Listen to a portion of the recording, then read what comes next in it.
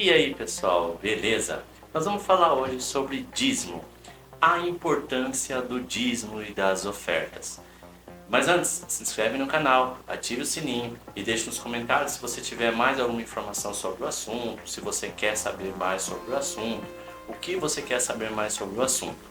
E se você tem alguma dúvida sobre algo da Igreja Metodista, deixa aí nos comentários também com sugestões para a gente estar elaborando os conteúdos nossos aí do canal, beleza? Vamos lá então? Então esse é um assunto um pouco polêmico, os 10%, o dízimo. Muita gente só entende que o dízimo é os 10%, a primícia ali que você tem que dar. Nesse vídeo nós vamos estar vendo a importância real do dízimo. É claro que eu peguei informações da Bíblia e também da nossa carta pastoral que foi produzida lá no ano de 1999. Nós temos que entender que dentre os projetos de Deus, nós cristãos somos mordomos da casa de Deus. Muitos de nós já conseguimos experimentar essa bênção que é ser dizimista, mas muitas pessoas ainda, como membros da igreja, não têm essa noção de como é bom você ser dizimista e o valor que tem em dizimar. A igreja, ela precisa do verbo, a proclamação do nome de Deus, a proclamação do Evangelho de Jesus, do Evangelho de Deus, da Palavra de Deus. Mas ela também precisa e necessita da verba para manter o templo, para manter tudo aquilo que você vê ali quando você entra na igreja. Ela é mantida pela verba da igreja e essa verba vem através dos dízimos e das ofertas. Contribuir com o dízimo não é apenas um ato de dever, de obrigação, mas também de alegria, responsabilidade, compartilhar, doação e privilégio.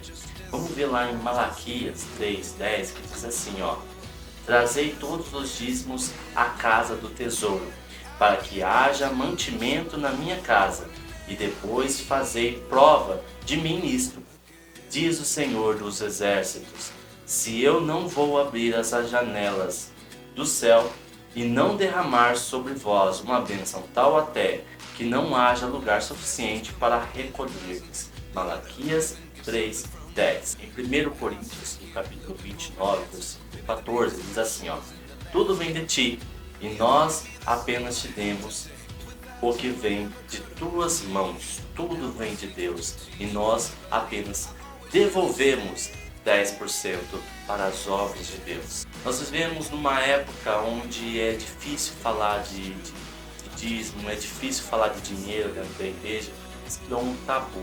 Mas não podemos esquecer que o dízimo é um preceito bíblico, um preceito de Deus, uma fonte de bênção para todos os cristãos. Entre os preceitos estabelecidos, o dízimo é uma expressão de gratidão do povo frente aos atos misericordiosos de Deus. Vamos ver lá em Deuteronômio, capítulo 12, versículo 1, que diz assim, ó: estes são os estatutos e os juízos que tereis cuidado em cumprir na terra, que vos deu o Senhor Deus de vossos pais, para a possuir todos os dias que viverdes sobre a terra. E fica então evidente que o dízimo é uma lei mosaica, uma lei de Moisés, que é um preceito dado por Deus. O dízimo também é um exercício de fé, uma resposta prática e material às bênçãos que Deus dá na nossa vida. Nossa timidez em falar em necessidade e dever que temos em dar o dízimo tem retirado de muitos crentes a oportunidade de passar por essa experiência pessoal com Deus. A questão de desobediência, de fidelidade, está na nossa atitude quanto ao dízimo e às ofertas. A vida de fidelidade e obediência com Deus nos gera prosperidade e abundância. Vamos ver lá em Malaquias 3:8 que diz, ó: roubarás o homem a Deus? Todavia vós me roubais, e dizeis: em que te roubamos? Nos dízimos e nas ofertas. O dízimo é um estatuto, só deve ter um destino, que é a casa de Deus. Vamos começar a colocar o reino de Deus em primeiro lugar. Como diz lá em Mateus 6:33, mas buscai primeiro o reino de Deus e a sua justiça, e todas essas coisas vos serão acrescentadas. Mateus 6:33. Hoje em dia a vida é muito corrida, nós temos outras prioridades. Se a gente pensar bem, temos conta para pagar, tem mercado para fazer, problema no trabalho, tem um lazer que a gente precisa resolver, onde a gente vai estar passando as férias, redes sociais, internet, e por outro lado a gente se esquece da família, da oração, comunhão com a igreja, ler a palavra, estudar, e a gente está deixando em segundo plano o reino de Deus. E aí eu te faço algumas perguntas, quem tem sido a sua escolha, a sua primeira escolha? Onde está as suas prioridades? Nós e a conjuntura, a nossa volta, ou o reino de Deus? Tudo que está à sua volta, no seu trabalho, com seus amigos, ou o reino de Deus? O que está aí como prioridade na sua vida? Aí que a gente vê o progresso que a gente tem na fé, como a gente vê lá em Lucas 12:34. Onde está o vosso tesouro? Aí estará também o vosso coração. Onde está o vosso tesouro? Aí estará também o vosso coração. Se o vosso tesouro está no mundo, o vosso coração está no mundo. Se o vosso coração está em Deus, se o teu tesouro está em Deus, o vosso coração estará em Deus. Então, qual é a prioridade na sua vida? Fica a pergunta aí para você deixar aí nos comentários também uma resposta, se você quiser. Um exemplo legal, a gente pode ver, Deus levantou Ageu porque foi chamado de o último ato profético, o último período profético, para restabelecer as prioridades em Israel. Deus havia tirado parte do povo do cativeiro da Babilônia e para reconstruir o templo de Israel, além de tocar no coração de Ciro, para reconstituir os tesouros do templo, ele também tocou para que não faltasse nada para o povo de Israel estar reconstruindo ali o templo de Jerusalém. Essa passagem está clara como nós, o povo de Deus, retardamos as obras de Deus por não colocá-lo em primeiro lugar, por ignorância, por não conhecer as ordenâncias de Deus, mas eu também adiam por querer mesmo, né? Então, quando eu terminar minha casa, eu começo a pagar o dízimo. Quando eu tiver lá uma promoção, eu começo a pagar o dízimo. Como quando eu começar a ganhar mais, arrumar um emprego melhor, eu começo a pagar o dízimo. Quando sobrar um dinheirinho ali, eu começo a pagar o dízimo. Muitas pessoas têm um discurso de que o dízimo é do Antigo Testamento e nós, como cristãos, nós devemos viver da graça. Não se esquece da passagem onde, lá em Mateus, capítulo 5, 17, 20, diz assim, não pensem que eu vim para acabar com as leis de Moisés ou com os ensinamentos dos profetas. Não vim para acabar com eles, mas para dar o sentido completo. Eu confirmo a vocês que isto é verdade. Enquanto o céu e a terra durarem, nada será tirado da lei, nem a menor letra, nem qualquer acento. E assim será até o fim de todas as coisas. Portanto, qualquer um que desobedecer ao menor mandamento em ensinar os outros a fazerem o mesmo, será considerado o menor do reino do céu. Por outro lado, quem obedecer à lei e ensinar os outros e fazerem o mesmo será considerado como grande no reino do céu. Pois eu afirmo a vocês que só entrarão no reino do céu se forem mais fiéis em fazer a vontade de Deus do que os mestres da lei e os fariseus. O que devemos fazer é cumprir a lei. Vamos ver lá em Ageu capítulo 1, 4, diz assim, acaso é tempo de habitardes vós em casa apaineladas, enquanto esta casa permanece em ruínas? Ageu capítulo 1, 5, 6 diz, considerai o vosso passado, tendes semeado muito e recolhido pouco.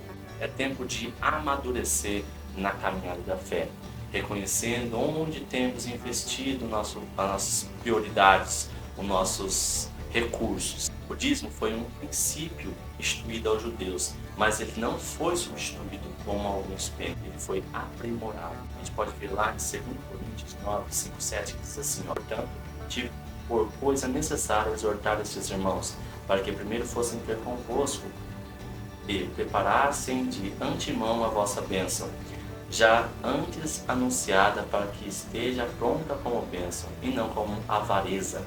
E digo isto, o que semeia pouco, pouco também ceifará.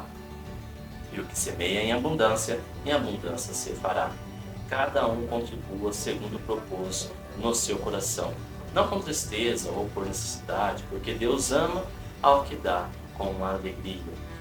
Muitas pessoas usam esse texto procurando enfatizar que a contribuição deve ser espontânea, facultativa, voluntária.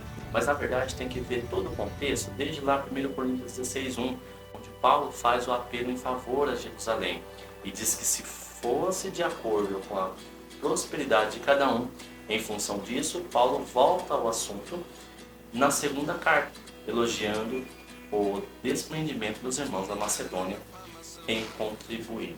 Aí finalmente Paulo já teria obtido informações de Coríntios no capítulo 9 e passa alguns critérios para a contribuição. Vou estar lendo aqui para você alguns critérios. Critério número 1 seria expressão de generosidade e não de avareza, segundo Coríntios 9,5. Critério 2, confiança na semeadura. Quem pouco semeia, pouco colhe. Quem muito semeia, muito colhe, segundo Coríntios 9,6. 3.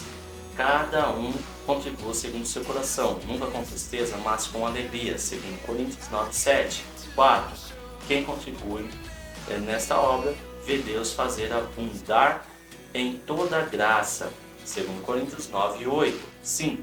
Deus retribui aquele que contribui. Ora, aquele que dá semente ao que semeia e pão para alimento, também suprirá e aumentará a vossa sementeira e multiplicará os frutos da vossa justiça, segundo Coríntios 9:10. 6. A contribuição deve ser com liberalidade, segundo Coríntios 9:13. Nós somos herdeiros de outro fazedor de tendas. John Wesley ensinava que os metodistas deveriam ganhar o máximo que pudessem e dar o máximo que pudessem também para a obra de Deus e para os pobres. Então não nos resta outra alternativa a não ser, ao menos, ser dizimistas. É um equívoco pensar que estocar sobre seus recursos é uma garantia do futuro. Geralmente quem se recusa a dar o dízimo está garantindo o seu grande patrimônio para o futuro.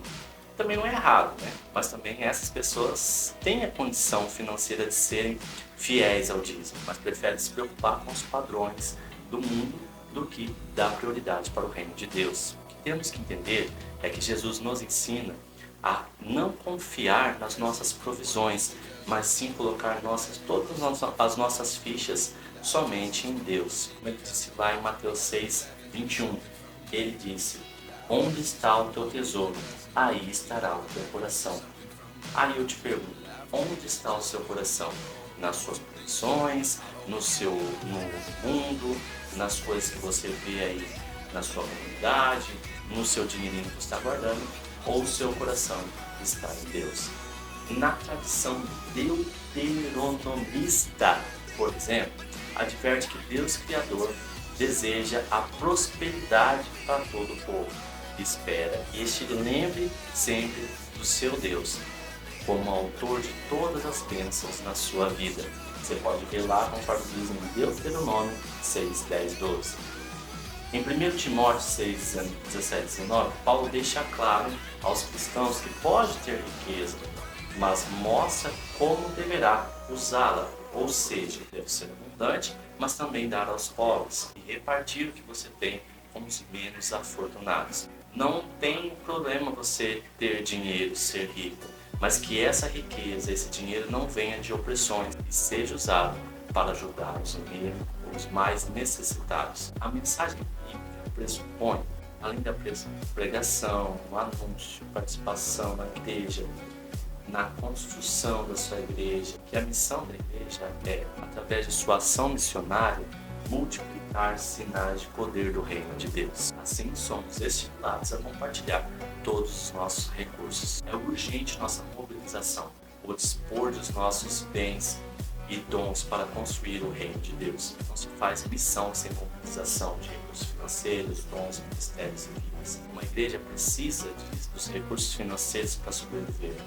Ou você acha que a energia, que a água, a internet, tudo que você vê na igreja lá vem da onde? É do dízimo e das ofertas. Então somos desafiados a dispor da nossa vida para o reino de Deus. Colocar todos os nossos dons, bens nas mãos dele. Pois tudo que temos vem dele e ele só está pedindo os 10% para você. Aquela sementinha de mostarda cresce em medidas incomparáveis, mas também que precisa se lançar na terra, precisa ser cultivada e que alguém regue ela para finalmente gerar os frutos do reino de Deus. Então, com toda essa explicação, com tudo isso que eu passei para vocês, com tudo isso que tem a agregar na vida de vocês sobre o dízimo, eu deixei um desafio. Vamos então converter os valores ao reino de Deus? Deixe aí nos comentários se você achou o vídeo, se você tem mais alguma informação para agregar, deixe aí nos comentários também. Se você quer deixar aí sugestões para outros vídeos também sobre a Igreja Metodista, e se inscreve no canal, ativa o sininho. Até mais, pessoal!